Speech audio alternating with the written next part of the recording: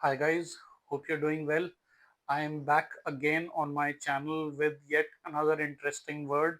ये वर्ड जो है बहुत ही इंटरेस्टिंग होने वाला है, तो मैं आपसे रिक्वेस्ट करूंगा कि ये एग्जाम्पल्स को पूरा देखिएगा और पूरा समझिएगा ताकि आप इसको अच्छे से यूज कर पाएं अपनी कॉन्वर्सेशन में।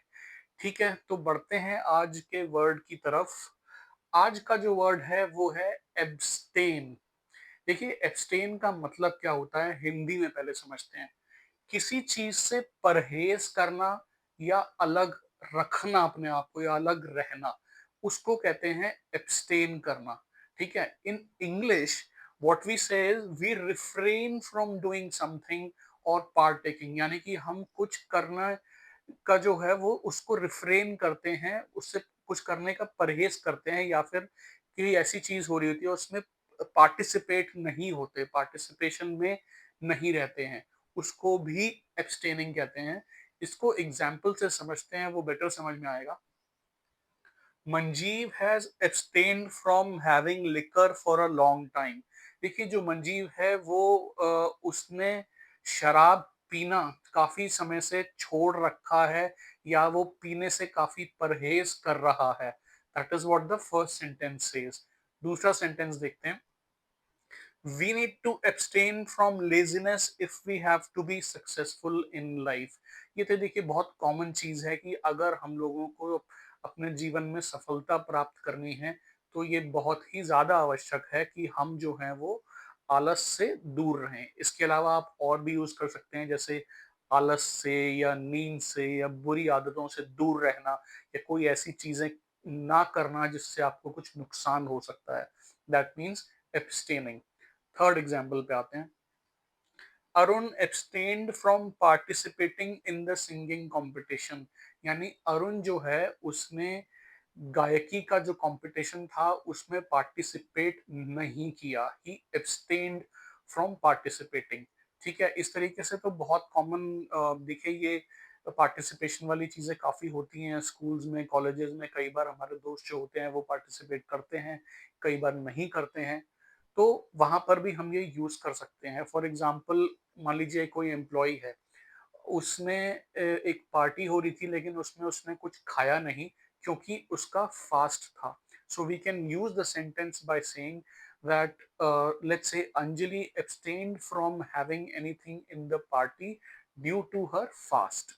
ठीक है, एक और एग्जांपल देखते हैं। The protesting lawyers have abstained from voting today.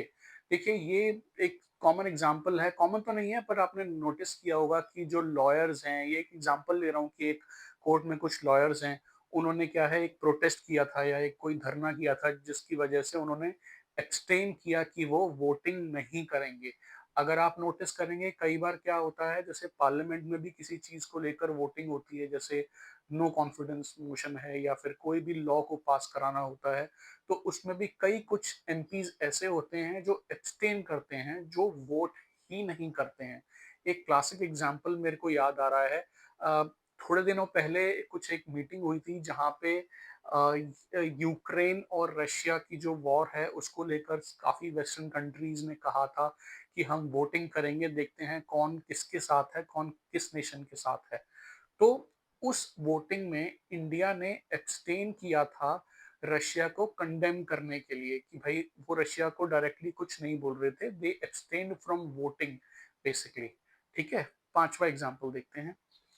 I abstain from having a lot of carbs in my diet. ये तो बड़ा ही रिलेटेबल टॉपिक है। इनफैक्ट आजकल लोग फिटनेस के काफी दीवाने हो गए हैं, और होना भी चाहिए इनफैक्ट, क्योंकि इंडिया में जो हम लोग जनरली जो डाइट हम लोगों की होती रही है पहले एटलीस्ट, वो कार्ब्स की ज्यादा थी, कार्बोहाइड्रेट्स की ज्यादा थी। तो अब लोग क्या कर रहे हैं कि अब वो अपने खाने में कार्बोहाइड्रेट्स को कम शामिल कर रहे हैं या फिर नहीं कर रहे हैं।